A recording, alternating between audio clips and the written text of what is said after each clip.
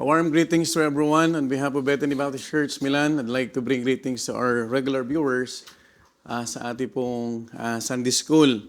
And thank God for another week that the Lord gave us and for the victorious weekdays that the Lord allowed us. And this time, salamat po sa Panginoon dahil kasama po natin yung ating pong returnee na bisita. I'm referring to Brother Ray. Could you please give a warm big hands for Brother Ray. And also, salamat po dahil pinunlakan po tayo ng ating pong bisita. She is one of our fruits of our soul winning drive kahapon. In fact, may appointment to, but she canceled it just to be with us. I'm referring to si Sir Victoria. Could you please stand up, Sir Victoria? Amen. Okay. So, may nakalimutan ba ako? Of course, we are so happy to see once again si Sir Virginia and fresh from the Philippines, no?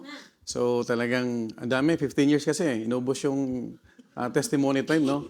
15 years, kaya pagbigyan natin, no? We're so happy na nakabalik po siya ng safe and sound and we have heard a while ago those testimony, observations, and by the grace of God, we could be able to continue what the Lord God wants us to do. So this time, binabati ko rin yung ating pong magigiting na kalalakihan sa Rome. I'm referring to Brother Chamberlain, no?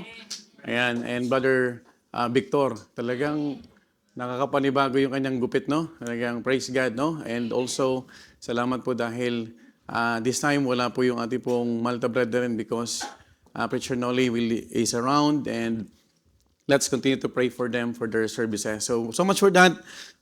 Tayo po ay dadako na sa ating pong Sunday School. Amen? So, may I invite you to stand up in reverence to the Word of God. Let's open our Bible in the book of Philippians. For the visitors that we have, don't worry because it's available on the screen. Philippians chapter 1, we will be reading only from verse 27 down to verse 30. No? Philippians chapter 1, beginning from verse, pwede bang IBTEX, sorry for the miscommunication. Verse 25, magsimula tayo ng verse 25. Kung okay lang po, verse 25, and then we'll be reading altogether verse 30. Okay. Philippians chapter 1, beginning from verse 25, I'll be reading verse 25. You read verse 26 until we reach verse 30. The Bible tells us in verse 25, "And having this confidence, I know that I shall abide and continue with you all for your furtherance in joy of faith."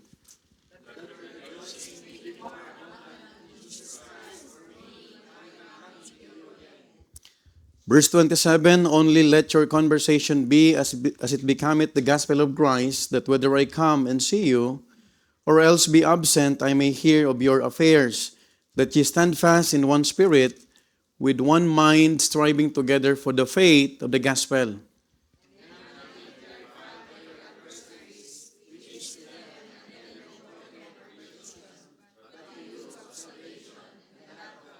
Verse 29, "For unto you it is given in the behalf of Christ, not only to believe on Him, but also to suffer for His sake." Altogether now, "Having the same conflict which ye saw in me, and now here to be in me." Let's go to the Lord in prayer. Heavenly Father, once again, Lord, we are so grateful and humbled enough, Lord, to see your goodness upon us. Thank you, Father, for this time that we could be able to approach thy holy throne and be given another chance to ponder your word.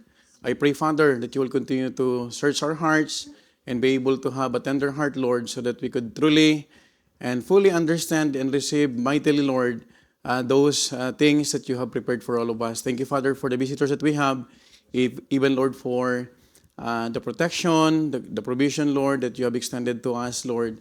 And we pray, Lord, we remember Preacher Nolly as he teach and preach, together with the Malta brethren, be the one, Lord, to guide him and give them also, Lord, the victorious services, Lord. Thank you, Father, and we ask all these things in the mighty name of the Lord Jesus Christ. Amen and amen. Please be seated. Good morning. Good morning. This morning, we will be talking about a lesson entitled An Increasing Godliness. An Increasing Godliness. Now, when we speak about godliness, it means living a life that reflects reverence for God. and obedience to His will. You know what? I thank God because the passage that we have read is written by Apostle Paul, and the church at Philippi, if you would see the context and the background of this, the church at Philippi, this is one of the one of the favorites of Apostle Paul, because this epistle was written in perhaps or possibly in Rome habang siya po ay nakakulong. At ang mga believers po sa Philippi ay talagang malapit sa puso ng Apostle Pablo. In fact, if you would notice sa kanyang sinabi before we discuss our lesson, sabi niya sa verse 23 of Philippians chapter 1, "For I am in a strait betwixt two, having a desire to depart, and to be with Christ, which is far better." Hirap na umalis si Apostle Pablo dun sa Philippi, no? At yung kanyang puso ay nag-uumapaw, and even when he ministered to the place of Philippi, nakita niya, kapatid, yung warmness. And by the way, you could say that kapag ang isang relasyon ay mainit at may pagmamahal, mahirap ka po, kapatid, humiwalay. Now, godliness is also a practical daily devotion to God that shows itself in our thoughts, not only in our thoughts, but even in our words, attitudes, and actions. Now, my dear beloved brethren and visitors, we have to understand that godliness is not a one-time thing. Hindi pwedeng maging godly tayo ngayong araw tapos bukas hindi na. It is not something we receive in a moment and then set aside. It is not something that we practice as a whole, as complete in all richness and maturity. You know what? As Christians, we can have a form of godliness but not complete godliness. Pwede tayong maging mukhang godly. Pero ang godliness hindi lang nakikita saan? Sa panlabas. Are you with me? Now, we can also be faithful in one area and need improvement in other areas. That is the reality. But it does not diminish that it is our responsibility as Christians to become what? Like Christ in every area of our lives. That is why, if you would notice in our text, sabi ni Apostle Pablo, "Only let your conversation be as it becometh the gospel of Christ." You know what? This passage, this chapter is filled with rejoicing. Umaapaw yung katuwaan ni Apostle Pablo. Pero, meron siyang paalala. Sabi niya, "Only let your what? Conversation be as it becometh the gospel of Christ." Now, makikita natin, kapatid, we have the responsibility to be like Jesus. Ang ating pong example ay walang iba, yung ating Panginoon. Can I hear amen? Do not follow a person, follow Christ. Because if you follow Christ, you would understand that anuman mangyari, you will always be on the right track. Folks, while this may be sound lofty or arrogant, it is in its ideal, it is possible through the power that is working in us, because many religions and philosophies focus on changing the outside man, but Christ in us enable us to what? To change from the inside out. So ang religion ay tinuturuan tayong maging maayos sa labas. Pero ang totoong nasa Panginoon, nagsisimula sa loob. You know what? Today, we'll have a non-series Sunday school which is entitled An Increasing Godliness. You know what? Godliness may not be a one-time complete coverage, but it doesn't mean that it should not be increased. You know what? Habang tumatagal tayo sa buhay pananampalataya, dapat nag-i-increase. So you remember what John the Baptist mentioned? This is a devotion of Brother Jerry, if you remember. He must increase, I must decrease. But there's one thing that we need to increase. That's godliness. Kung meron man dapat mag-increase, hindi yung ating sarili, kundi yung ating pagiging what? Maka-Diyos. Now, by God's grace, we're going to discover some practical ways in which we can walk in the Spirit and thus not fulfill the lust of our flesh. Ang kalaban lang naman ng mananampalataya ay walang iba, sarili. Do you know, kapatid, ang pinakamahirap sa nakalaban ng isang Kristiyano ay yung ating sarili. Because minsan, we don't want to go to church. Pero dahil alam natin na may commandment ang Panginoon, you will still go to church. Now, we will discuss not godliness in theory, but in real life application. You remember what the Bible tells us in 2 Corinthians 5:17, therefore if any man be in Christ, he is a new what? Creature. Old things are passed away, behold, all things are become new. The moment that we got saved, hindi ibig sabihin, nandun na lang tayo. Kailangan lumalago at nag-i-increase. Amen po ba? Now, so we will not discuss theories, but we will discuss practical, what? Application. So there are ways we should remember in increasing godliness.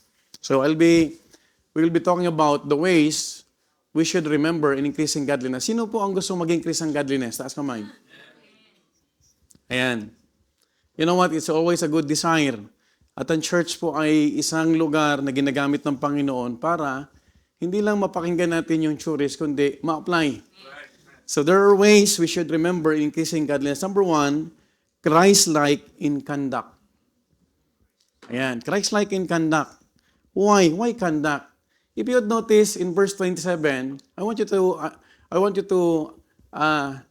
read with me in silent reading, yung sinabi ni Apostle Pablo, only let your conversation be as it becometh the gospel of Christ. Now take note the phrase, let your conversation. The word conversation here is not talking to someone. It derives from the Greek word politeuomai, which means conduct, manner of life, deportment, conduct as citizens of what? Heaven. Praise God, because if you are saved this morning, are you saved this morning? Amen.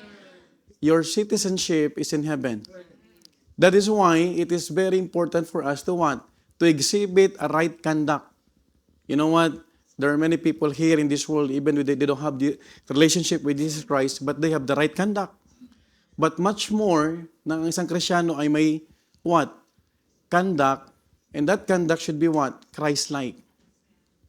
Christ-like. Now, it is through our conduct that people most often knows and judge us to be what we are. Are you following? Conduct reveals content.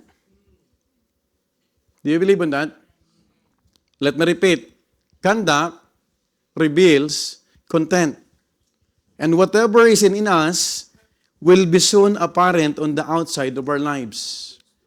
You know what? Our testimony on the outside will cause people to be drawn to Christ or withdraw away from Him. Hindi naman interesado ang tao sa alam natin dito. Kung paano tayo makitungo. Now, paano ba makitungo ang Panginoon sa mga tao? Have you read the book of Gospel? How the Lord Jesus Christ exhibited His conduct? Kung paano siya kumilos kasama ng mga taong gusto na siyang batuhin. Kung paano siya kumilos dun sa mga taong nakita niya na mga gutom na. Right? Kung paano siya kumilos dun sa mga taong maraming alam sa laws, pero hanggang dito lang. Kung paano siya magkaroon ng pakikipag-usap dun sa mga Pharisees, Sadducees, and even other what? Religious belief. Now, people often say, well, God knows my heart. This is very familiar. Minsan, marinig sa tao, ang mahalaga naman yung puso ko, alam ng Panginoon. People knows my heart, or God knows my heart, I mean. And He most certainly does, but the same verse that teaches us the fact reminds us that people can only see the outside. Now, please be reminded that the Lord see it not as man see it. For man looketh on the outward appearance, but the Lord looketh on the heart. Now, we need to understand that as a believer, as a child of God, we need to demonstrate what? Christ-like conduct. Hindi yung good moral or yung good manners and right conduct na tinuturo ng tao lang, kundi yung conduct ng Panginoon. Because we are what? Christians. So dala-dala natin yung pangalan ni Kristo. Now, let's ponder the admonition of Apostle Peter as he challenged Christians in his day to be Christ-like in their conduct. I'd like to read 1 Peter 2, 9-10. Sabi rito, but ye are chosen what? Generation. A royal priesthood, an holy nation, a peculiar what? People. That ye should show forth the praises of Him who hath called you out of darkness into His what? Marvelous light. Ito si Peter to, no? Now, which in time past were not what? A people, but are now the people of God which had not obtained mercy, but now have obtained mercy. Now, in verse 11 to 12, ito na yung pinapakiusap niya Apostle Peter sa mga mananampalataya. By the way, this is for all of us, Christian. Sabi niya, dearly beloved, I beseech you as strangers and pilgrims. Saan? Sa mundo. Tayo ay manlalakbay lang dito. Regardless of our color or our nationality, whether you are an Italian, Caucasian, or African, or you're an Asian, you have to understand if you are a believer or as a genuine Christian, we must remember that we are only strangers and pilgrims. And that is why we need to abstain from fleshly lusts, which war against what? The soul. Ito ang lumalaban sa kaluluwa. Okay, verse 12, sabi niya rito, having your what? Ayan. Ano nga yung conversation? Conduct. Having your conduct honest among the Gentiles, that whereas they speak against you as what? Evildoers. They may be your good works, which they shall behold, glorify God in the day of visitation. So again, the word conversation here is derived from the Greek word anastrope. Manner of life, the conduct, behavior, deportment, or conduct as a citizen in what? In where? In heaven. Okay, so as people watch your conduct, question is, are they interested in what makes you different, or they do choke you up as another hypocrite that says one thing and lives another? You know what? If we are claiming that we are Christians, tapos iba yung nakikita sa atin, maguguluhan ng tao. Can I hear amen? That is why there is a need for us to increase what? Godliness.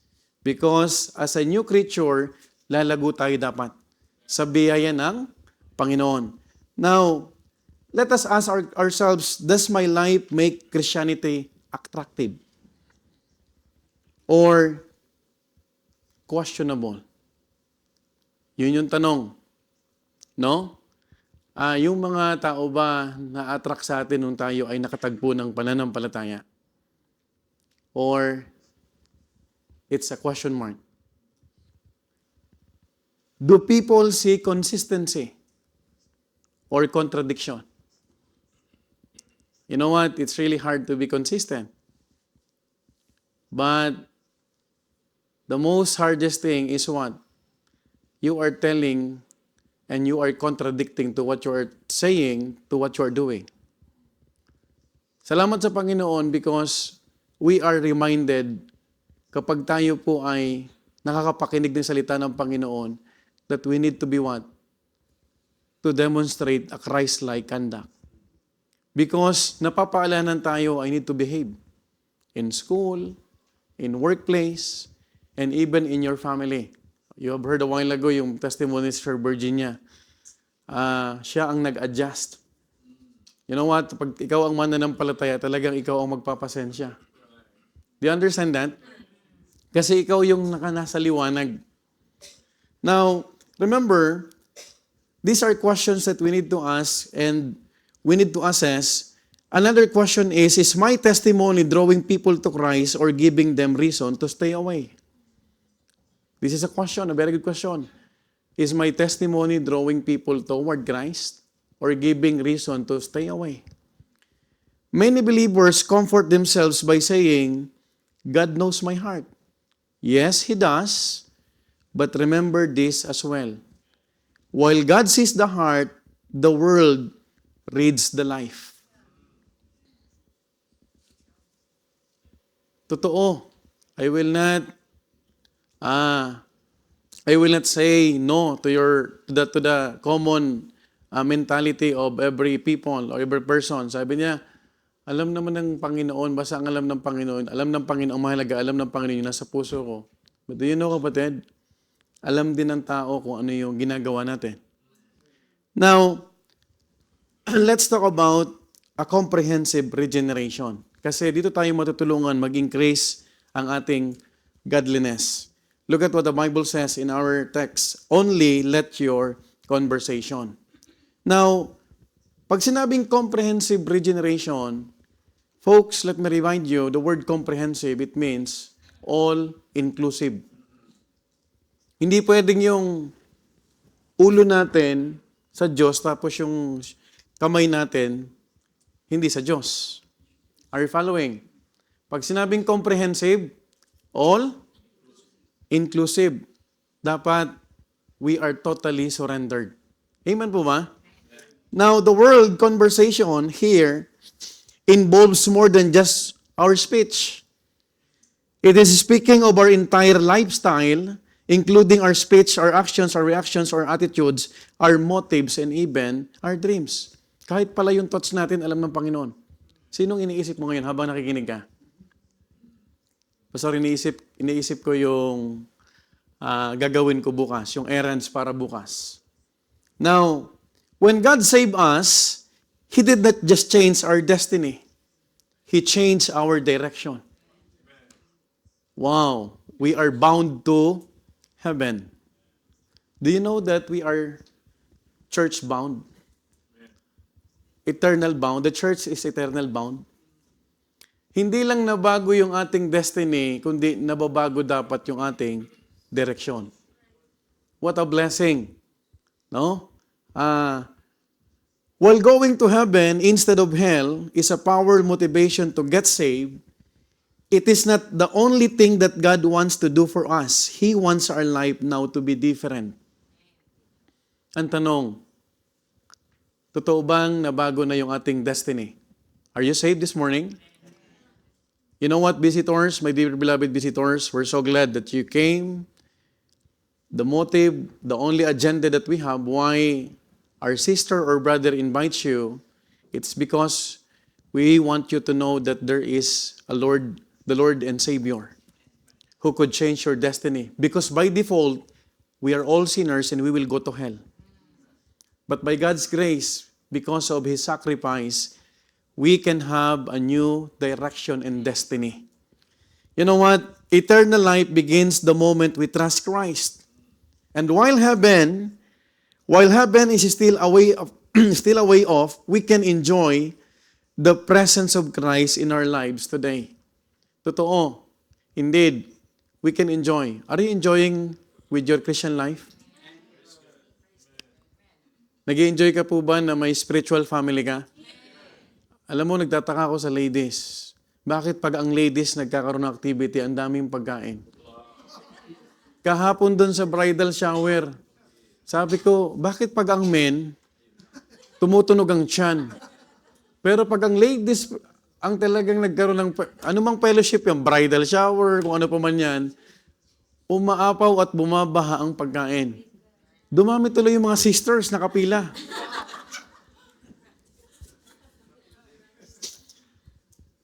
That is why I thank God because when Sister Telma, she was there in Cadorna, walang mga joy.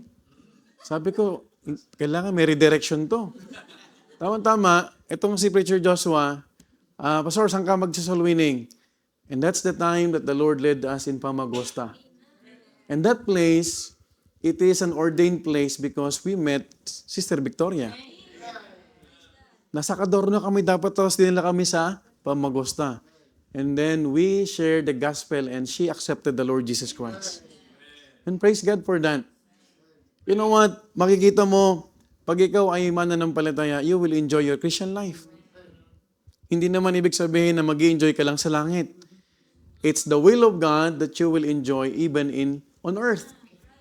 Huwag kang papayag na ikaw ay nagmumukmuk o parang malungkot pag nasa mundo ka.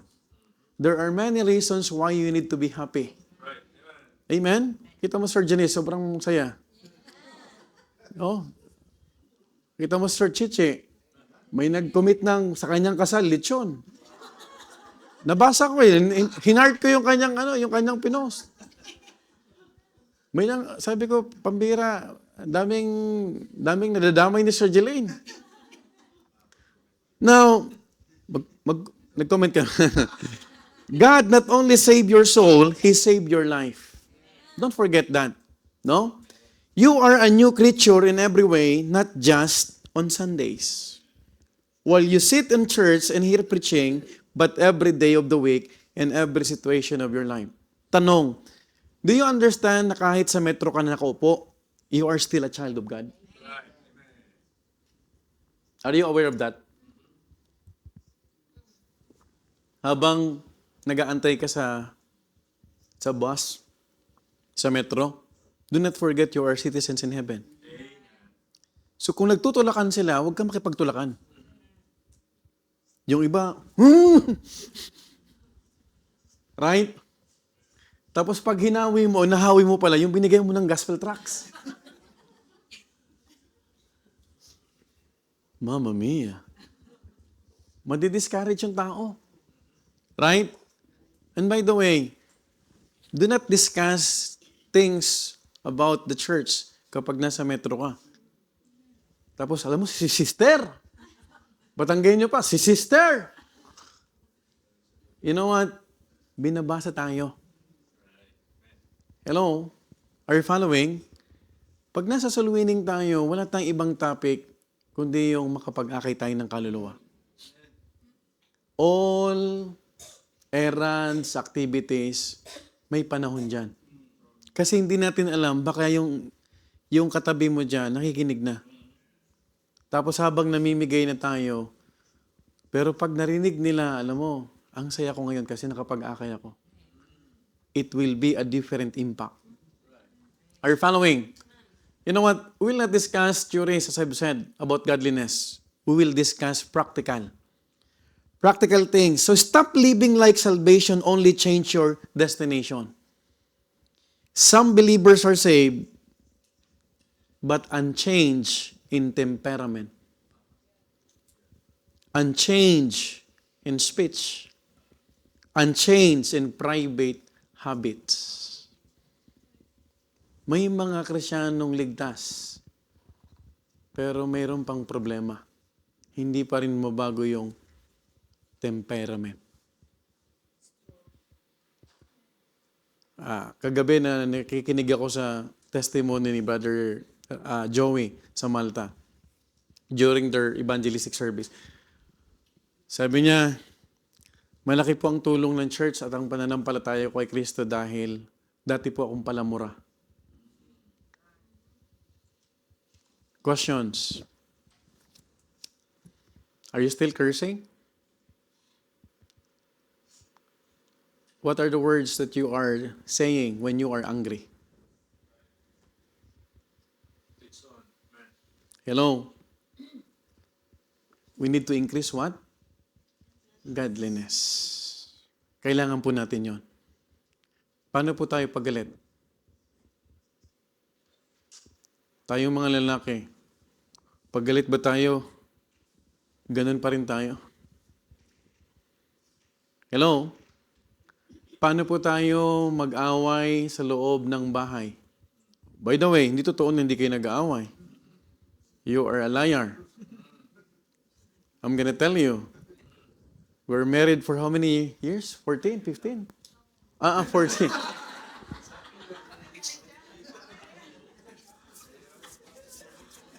Ba't pa ako nagtanong kasi? Kaya minsan ayoko na magtanong eh. Now, to put it personally, is your home seeing the evidence of your salvation? Has your spouse experienced the difference? Are your children growing under your godliness or adjusting to your carnality? Now, thank God because by God's grace, ito si Gab, kasama namin sa family altar. Kaso lang, hindi pa niya kayang sumabay ng matagal na prayer. Talagang yung gano'n niya, gumagano na. Hanggang sa bumababa na siya sa upuan. Now, you know what? You have a comprehensive regeneration now. Hindi po pwedeng, ako na to. Ito yung personality ko. Therefore, if any man be in Christ, he is a new creature. All things are passed away, or pass away. Behold, all things become new.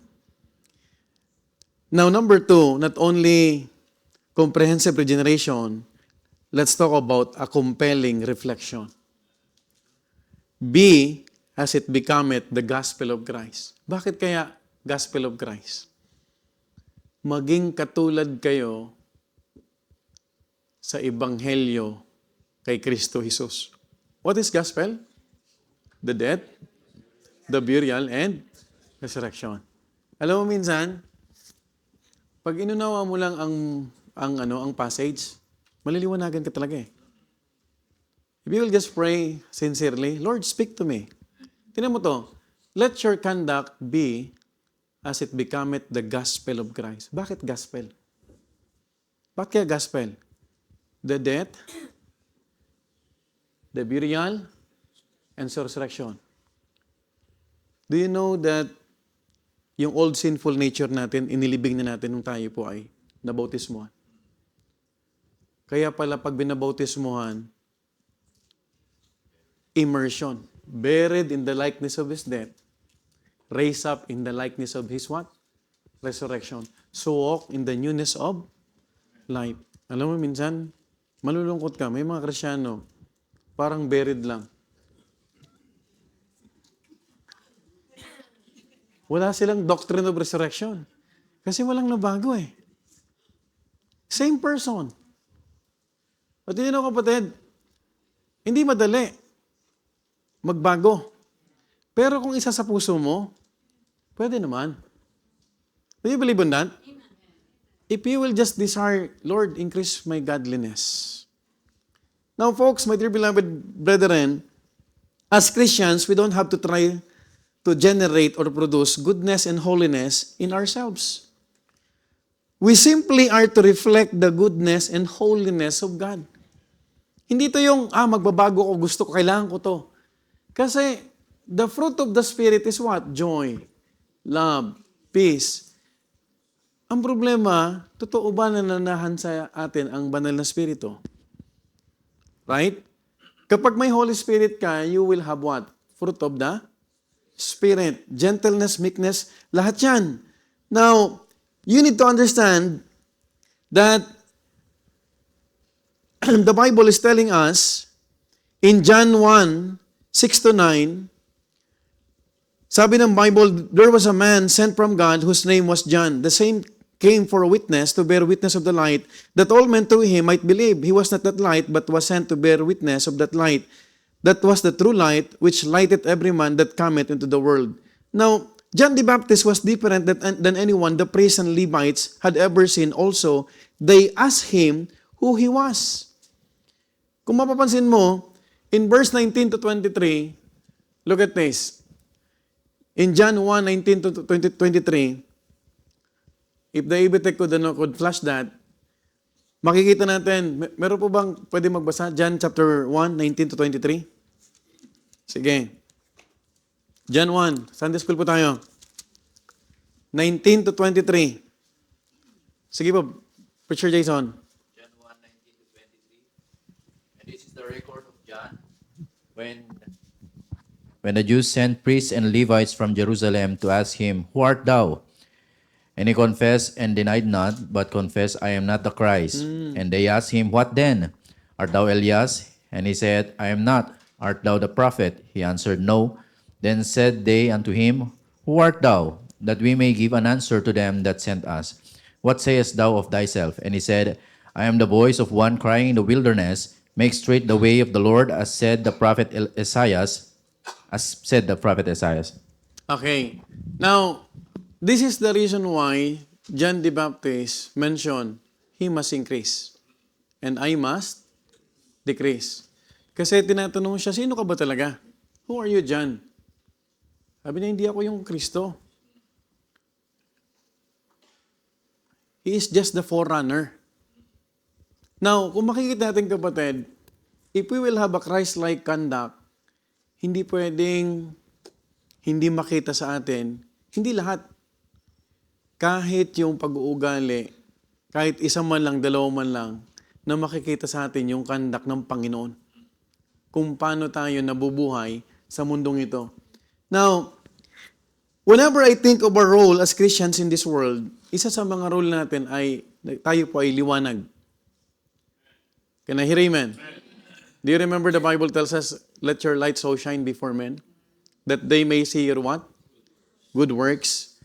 Now, in Genesis 1:16, on the fourth day of creation, we can think about the moon. Look at this. And God made two great lights, the greater light to rule the day, and the lesser light to rule the night. Ano to? Moon. So, may sun sa umaga, may moon sa gabi. Pero wala kang makikitang sun tsaka moon dyan. Right? Okay. Now, and the lesser night to rule the night, He made the stars what? Also. So, implied. Makikita mo dyan, kung may stars, may moon. Sa gabi yung moon, liwanag. Sa umaga, araw. Now, when the sun,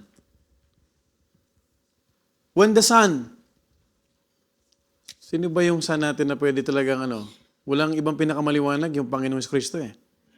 Right? Jesus Christ was here on this planet. His light shone wherever He went. Kahit saan siya pumunta, nakikita yung liwanag. However, when He ascended back to heaven after His death, burial and resurrection, which is the purpose why He came, the earth once again returned to darkness. But He lives as Christians here to be the reflections, the moon of His light. Now, question, how often are you reflecting the light of the sun? Every so often we have what is called a lunar eclipse. Alam niyo po ang lunar eclipse? How sad, ito malungkot to. Kasi kung alam mo ang lunar eclipse, can I ask the EBTech to flash the two images? Ayan. Ito yung panahon na natatakpan ang araw. Tama? Walang liwanag, madilim sa earth kasi natatakpan ng araw. Sino po naka-witness niyan? Minsan lang to, di ba? Okay. Now,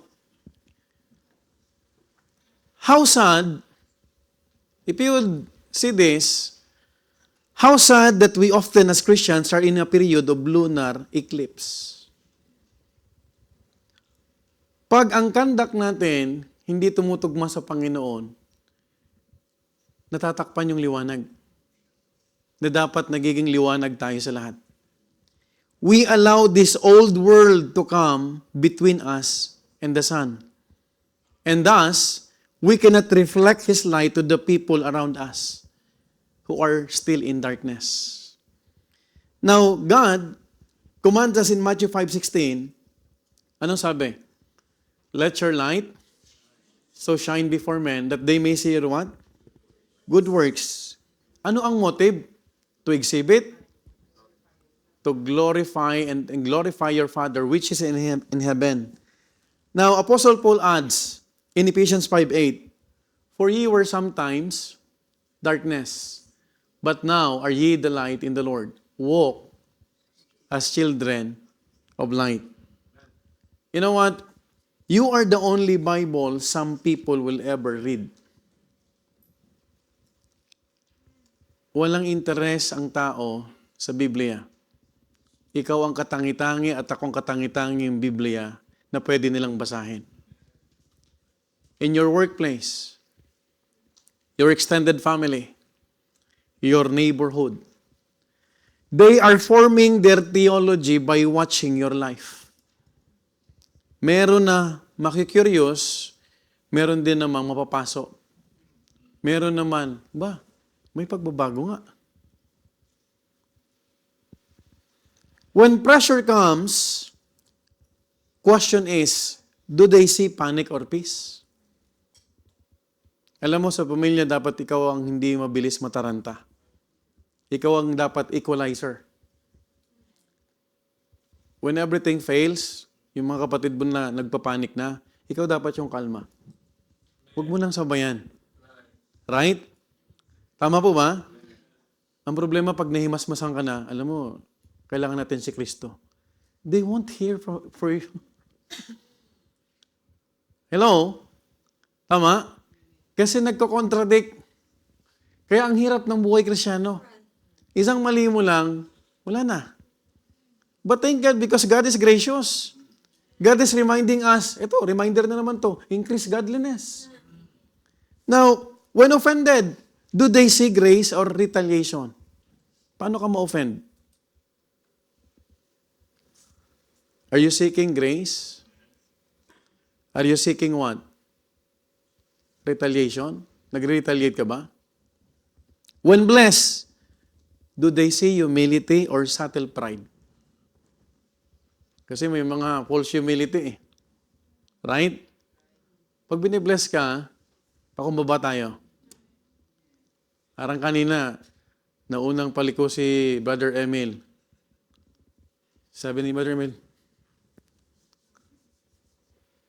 habang binibless tayo ng Panginoon, masalo tayo dapat nagpapakumbaba. Because it will reflect Jesus Christ. You know what? A dim Christian creates confusion about a bright Christ. Christ is the source of light. Pag hindi ka malapit sa Panginoon, mawawalan ka ng ilaw. Some believers are not shining, they are eclipsed. Eclipsed by what? Materiality. Materiality. Eclipsed by worldliness. And eclipsed by what? Carnality. Natatakpan. Minsan, mahirap kapag yung ilaw natin natatakpan ng mga material na bagay. Kasi nawawala tayong focus sa Panginoon. Thirdly, a consistent righteousness. Sabi nito sa ating text, that whether I come and see you or else be absent, I may hear of your what? Affairs. Oh, may mga young people, pastor is here, pastor is here. Then suddenly, people get busy. As I said, minsan makikita mo, you don't need to be busy or parang busy ka dahil nandiyan yung tao. Because you have to think about this. Christ is always with us. Kahit wala yung tao. Now, it is certainly not a bad thing to want to do your best when someone is around. For example, sa employer mo, we shouldn't always conduct ourselves in a way that recognize the presence of Christ. Pag yan, kapatid, nakatanim sa'yo, naka-instill sa'yo na ikaw ay mananampalataya, iingatan mo ang testimony mo sa amo. You know what? It's always a good thing to pray bago ka pumasok. Lord, help me that I could represent you in my workplace. Pag yun ang inisip mo, pag yun naalala mo, hindi ka pwede, kapatid, gagawa ng isang bagay sa loob ng workplace mo o sa company man o sa bahay na hindi mo siya marerepresent ng tama. Kaya nga, mahalaga po yung nagpipray bago magtrabaho. Remember, God is omnipresent. Remember, the Bible tells us, I will never leave thee nor forsake thee. The Holy Spirit indwell in us. God reminds us of this fact because while we certainly don't want our lives to ever be a disappointment to Him, there is almost always someone else that is observing our lives. Sino po yon? Yung Panginoon. Affected po siya by the way that we are living. Kahit walang CCTV. We simply cannot afford to accept less than a consistent righteousness in our lives. Question, who are we when no one is watching? Our real character is not proven in public. It is revealed in private. Ano ang pinapanood natin kapag mag-isa tayo? You know what? The sad thing is when believers live in two modes. Sanctified in church, unrestrained at home. But the God who is with you is the sanctuary, is the same God who is with you in secrecy. Walang pwedeng makatago. Kaya nga, kung magde-desire ka ng godliness, you will always be reminded. Amen po ma? Actually, pag nag-ano ka ng telepono ng reels na alam mo may nakahubad na dyan, hindi mo na dapat tuloy yan eh.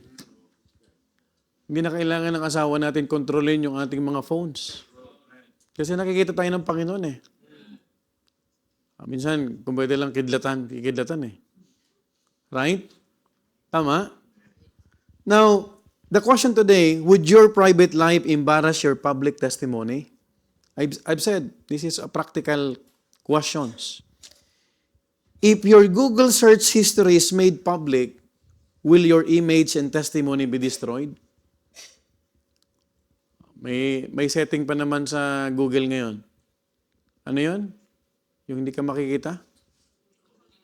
Alam ni Richard Jason to ah. Incognito. Alam mo yun, Brad? Incognito? Si Richard Gutierrez. Magaling to eh. Ayaw magpahuli. Okay. Young people, if our Instagram or Facebook Reels algorithm will be shown to others, will we be ashamed? Pag nag-check kaya si Pastor Random List, Beba, Atara, okay yung ating mga algorithm. Sometimes, hindi naman kailangan i-check kayo eh. Kasi pag nag-increase yung godliness, you are fully aware. Let this settle in your heart. Whether public or private, we will never outgrow the need for integrity. Number 1, Christ-like in conduct. Number 2, how to increase? Christ-like in cooperation. I want you to notice what the Bible says. Sabi ng last phrase, ng verse 27. With one mind, striving together for the faith of the gospel. Grabe, one mind. Striving together. Bakit kaya striving? Hindi kasi madali. Hindi madaling mag-akay ng kaluluwa. Madali ba magdala ng bisita? Tinanong ko yung Joy, how's yung ating pinagpipray? Sir, hindi nag-reply. San, alam mo yun, di ba? You will be discouraged, you will be but praise God, may bisita pa rin tayo. Now, I remember in Acts chapter 2 verse 41, when the early church exhibited unity, look at what the Bible says. Then they gladly received this word, were baptized. And the same day, how many? There were added unto them, how many? 3,000 souls. What an amazing statistics that in one day, God added to this church of 120 believers. From 120 believers, naging 3,120. Kasi yung bilang dun sa upper room, how many? Kasama ng mga babae, 120. Book of Acts. Tapos may nabaptize sa isang araw ng 3,000. So total, how many? 3,120. Now, when we come to Acts chapter 12, verse 24, however, the Bible says, but the word of God grew and what? Multiplied. So God stayed with the mathematical terminology but now was multiplying His work rather than simply adding to the church. If you would notice from this, God was obviously doing an amazing work here in Jerusalem. But while God adds and multiplies, the devil subtracts and divides. Now, listen. Ang trabaho ng Panginoon at ng mga anak ng Diyos na totoong naglilingkod sa Diyos, to add and multiply. Ang trabaho ng dyablo at yung hindi sa Panginoon, to divide and to subtract. That is why you have to think about this. You have to discern. Ito bang kausap ko? Nagsusubtract o nagdi-divide? Ito bang kasama ko? Nag-a-add o nagmumultiply? Kasi hindi pwede ang Panginoon mag-subtract at mag-divide sa body niya. Are you following? You have to understand, Lord, help me. Maging kaparte ako ng multiplication. Amen po ba? That's why you have to discern. Ba't itong tao na to parang laging division or subtraction? Anong spirito meron to? Kasi the Spirit of Christ, there's no godliness when it comes to subtraction and division. Tama? Do you realize that? Ang linaw, kapatid, if you will just discern, yung Panginoon, bless niya yung mga church, 3,000, and then the Word of God multiplied, yung mga gawain. By the way, the worst enemy or the worst suffering is not persecution. But those people who will destroy the work of God, nakasama mo. Hindi persecution sa labas. Ang pinaka-worst yun sa loob. Hello? Now, you would understand, si Jesus Christ, siya ang head. How can He divide His body? How can He subtract? Tanong, meron bang matutuwa na anghel o yung Panginoon pag nasira ang buhay? Wala. Sinong natutuwa? Diablo. Because he is a destroyer. In Acts, mga kapatid, 12 verse 24, sabi niya, the word of God grew and multiplied. The devil opposes God's work on every side and seeks to destroy all that is being accomplished. He often accomplishes this through bringing division among God's people. Ito. Nakikinig ka ngayon, di ba? Alam mo ba yung si Satan, gusto niya matulog ka? Biglang nagising yung mga natutulog.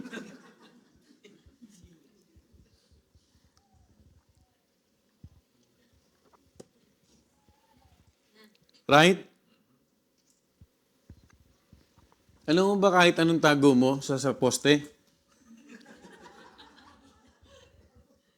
Nakikita ka ng Panginoon. Right? Kahit anong yuko mo, magkakasakit ka lang ng stiff neck. Well, salita to ng Diyos eh. One of the key components to God's blessing on the early church was their singleness of heart. Tuwan-tuwa si Paul sa mga taga-Philippi kasi they have one mind. Striving together. Kanino to binigay itong verse na to? Hindi taga-Corinth. Kasi ang Corinth, puro division. Sinabi to ni Paul saan? Sa Philippi. In Acts chapter 2, verse 46 to 47, and they continuing daily with one accord in the temple. Wala pa dito si Paul, of course. And breaking bread from house to house, did eat their meat with gladness and what? Singleness of heart. What if, kung iisa tayo ng puso. Amen? Amen po ma? Oh, there will be a warm fellowship. Walang malungkot. Malungkot ka man dahil may problema, may comfort. Amen po ma? Now, praising God and having favor with all the people, take note, hindi lang yung Panginoon. I want you to notice, having favor with all the people. And the Lord added to the church daily such as should be saved. Yung mga bisita natin dito, why we are, nag-uusap nga kami ng mga leaders. Thank God kasi na-observe namin, ang soul winning, buhay na ng church. Amen po ma? Buhay na ng church. At pag sinabing church, hindi lang pastor o preacher. Pati member.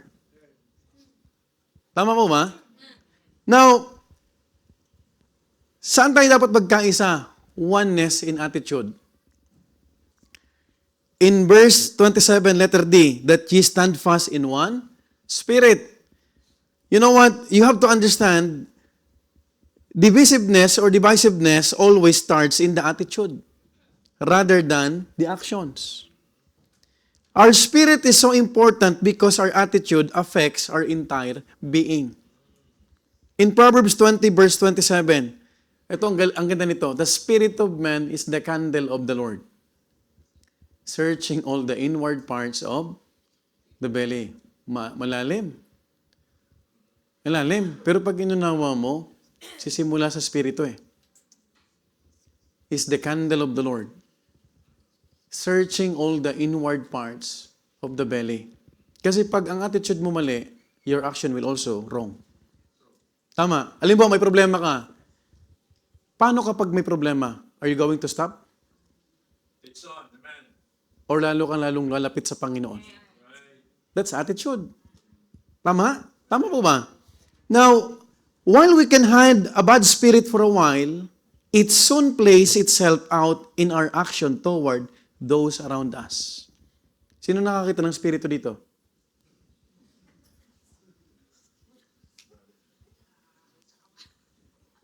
Malalaman mo ang spirito ng tao sa action niya. Hindi ko naman nakikita ang spirito ni Brother John. Pero kung ito ay very warm, nakangiti, kahit wala pang sojourno, pero may amnesty na, parating, doon mo masasabi, you know what, brother? He has a good spirit. Nung una ko narinig yan, nung batang nakita niya ba spirito? Paano mo makitang, why can you give a remark that you have, that brother in the Lord has a good spirit? Paano? Sa actions.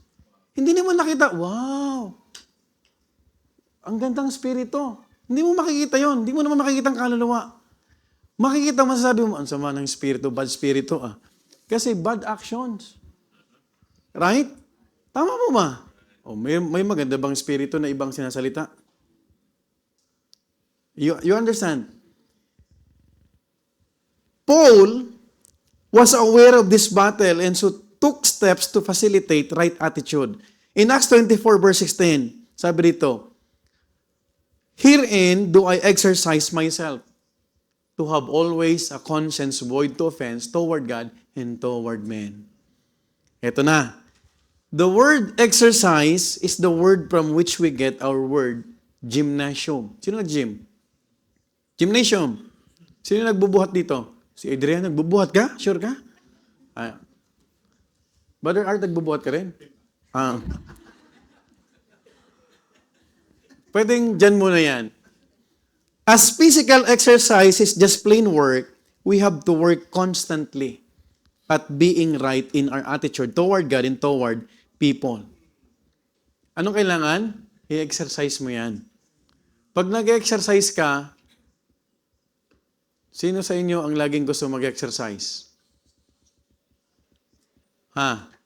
Di ba pag malamig, ang hirap? Tatamarin ka? Ako, pag walang kasama, di mo ako mapapa-jogging eh.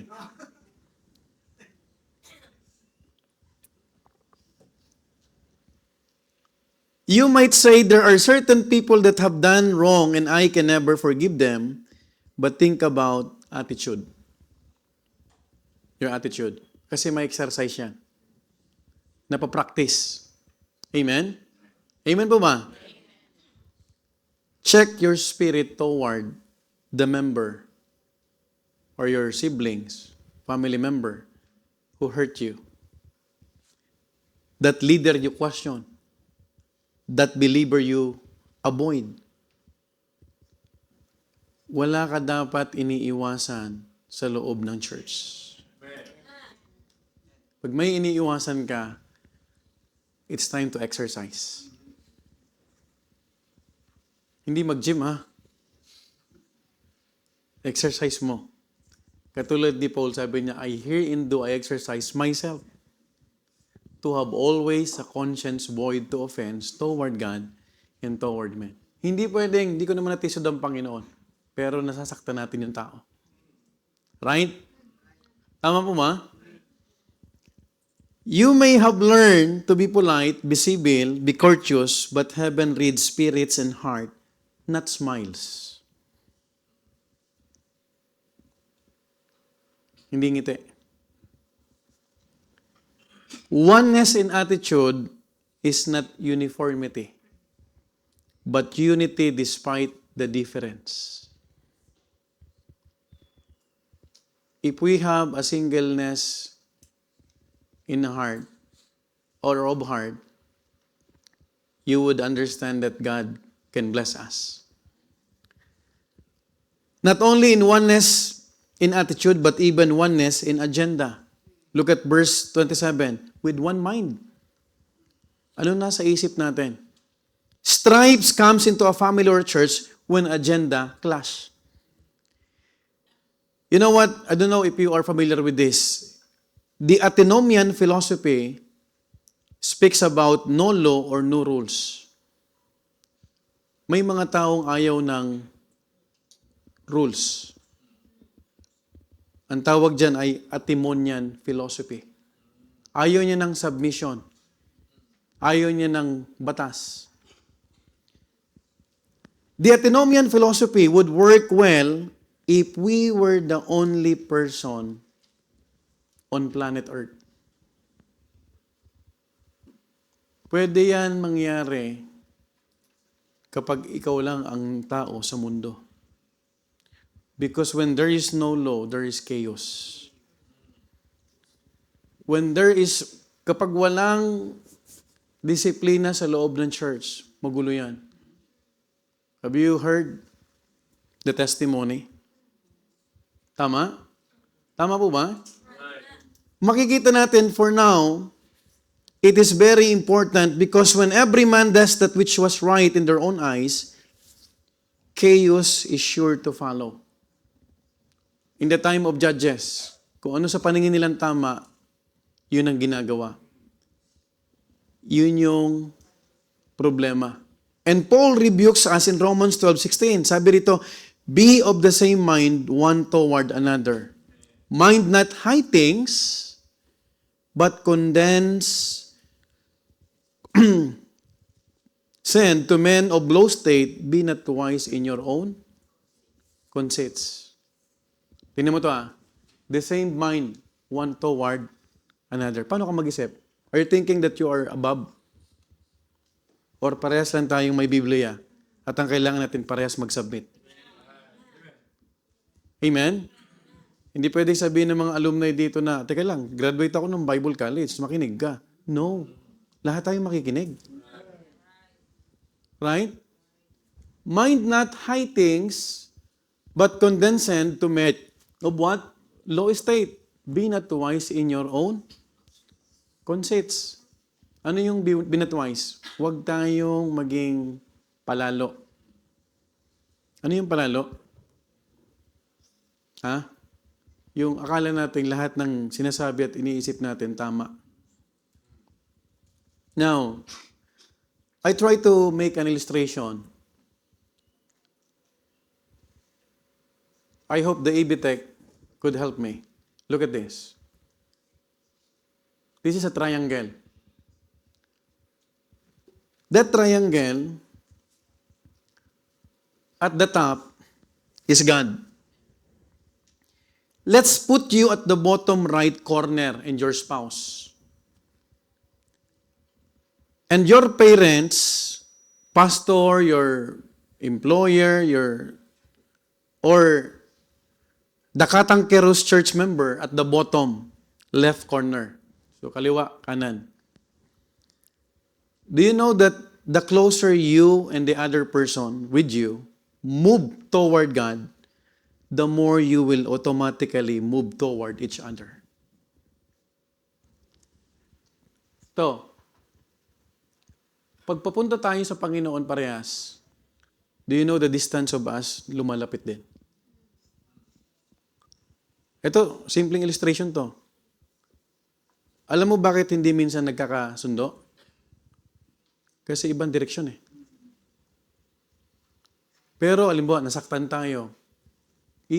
Punta natin yan sa Panginoon. Wow. Amen? Amen po ma? Oh, meron naman, nasaktan ka, magtatanim ka. Kaya nakita nyo kapatid, ito, simple lang, triangle lang. Don't forget this illustration kasi very, very important to. Ilagay mo lang lagi sa top yung Panginoon. Ang problema pa dyan ito, pag nilalagay mo yung sarili mo sa taas, hindi talaga kayo magkakaabutan. Dapat pantay. Amen? Amen po ma? Yung spouse mo, yung parent mo, yung member. Now, listen, even your Katangkeros church member. Have you heard about this? This is a new word. Katangkeros church member refers to someone in the church who is habitually irritable, argumentative, or hard to get along with. Sa madaling salita, huwag mo nang pahirapan, difficult person. Hindi yan pwedeng mawala sa loob ng church. Because church are composed of people. Pero regardless kung siya ay madaling kasama o mabigat kasama, pag lagi tayong papunta sa Panginoon, maglalapit kayo. Ang problema pag wala na tayong direksyon sa Panginoon. Amen po ma?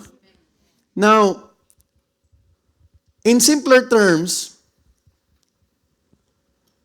the farther you move away from God, the farther you will move away from each other. Amen? Tanong, sino ang nasa tuktok ng triangle natin ngayon? It should be Jesus. You cannot increase godliness if you're at the top. Kung iniisip mo na ikaw pa rin ang tama. Right? Tama po ma? The greatest threat to a church is not persecution, it is competing priorities among believers. Competing. When preference becomes more important than purpose, division is already breeding underneath. Let us ask ourselves the following questions. Am I easy to align with? Madali ba akong kausap? Do I protect unity? Do I insist on my way? Which is more important, my idea or what's best for all? Amen? Dapat laging hindi yung idea natin ang mahalaga. Ano ba yung best para sa lahat? Now think about this. Spiritual member asks this question. What advances the gospel? Not what satisfies me. Pag spiritual ka, ang tanong mo, paano ako makakatulong sa soul winning? Amen? Amen po ma? Paano? Paano? In what way? Hindi yung magko-comfort sa'yo.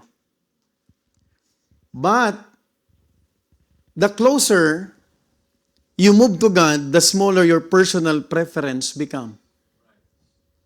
Some conflicts would die instantly if humility walk into the room. This work is not about me, it's about the Lord's work for the glory of God. Alam mo, have you heard about what the Bible is telling us? Love covereth the multitude of sin. Yung pagmamahal, natatakpan yung mga pagkukulang. Right?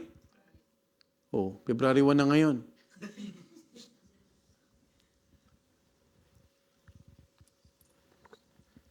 Sinong may ka-date na?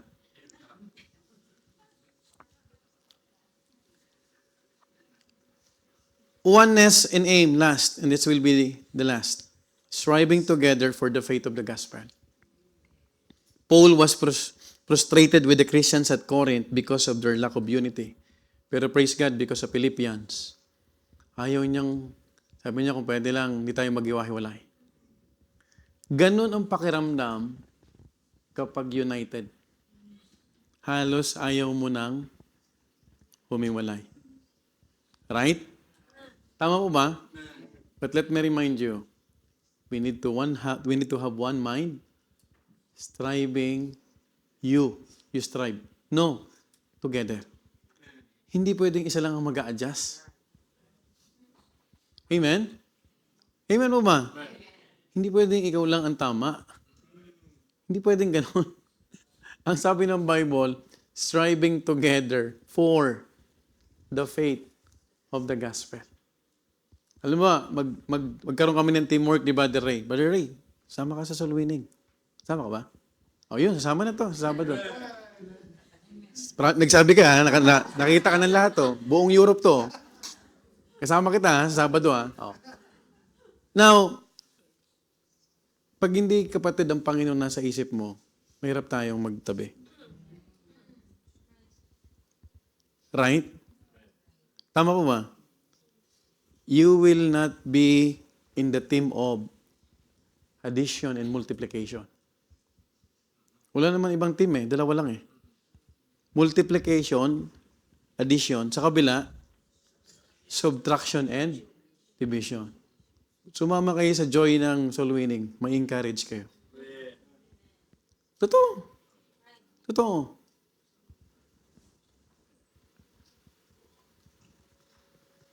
We need to increase godliness. Amen?